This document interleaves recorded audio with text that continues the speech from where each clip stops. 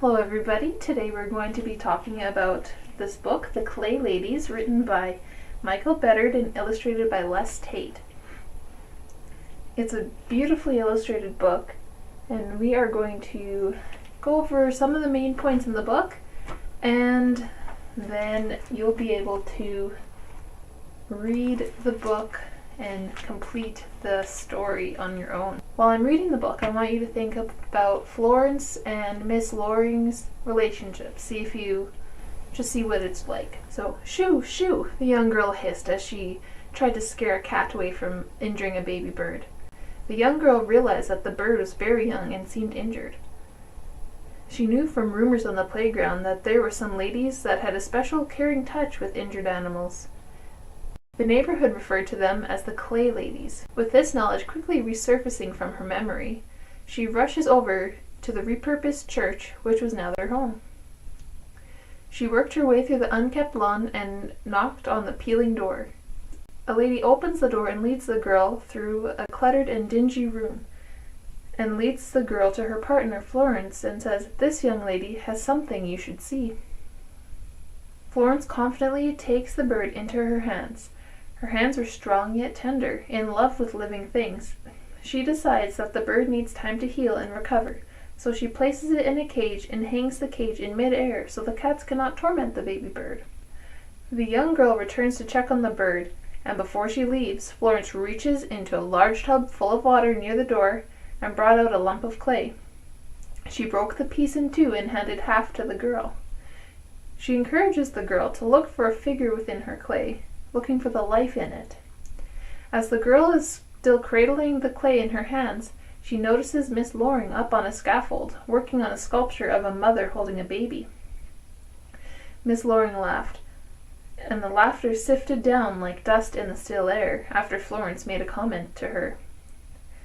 The girl returns to the church every day, and soon the sense of strangeness dimmed. She no longer saw the flaking paint, the shadowed shed, the clutter everywhere.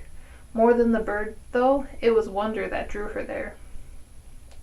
The girl gets frustrated when working with her clay, and Florence offers some advice.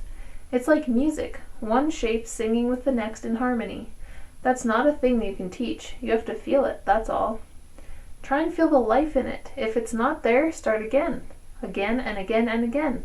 Keep at it until you feel the life in the thing. Then it almost makes itself. It opens from the inside, like a flower opening. Eventually, the girl is able to create a figure in her clay. Miss Loring says, once you get the feel of clay, there's nothing else you'll want to do. So, some questions at the end that we have not answered. Does the bird get better? I don't know. It was hanging in a cage last time we checked. We knew the shed was dingy and cluttered, but what did the rest of the house look like? What do you do when you get frustrated? Do you seek help like the young girl did? Or do you maybe just give up? Now, at the beginning, I asked you to keep in mind the relationship between Florence and Miss Loring. So, what does their relationship look like? From what you gathered just from this video. How is it similar or different than your family? Are they a family? Is there a right way to have a family? So these are all questions that come up in this book. So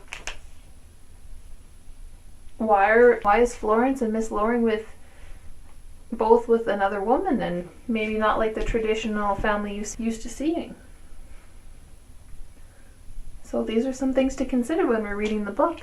And you'll have to read the entire book cover to cover in order to find out the other little mysteries that we left untouched. And you'll be able to really take advantage and take in the beautiful illustrations that Les Tait has created in this book.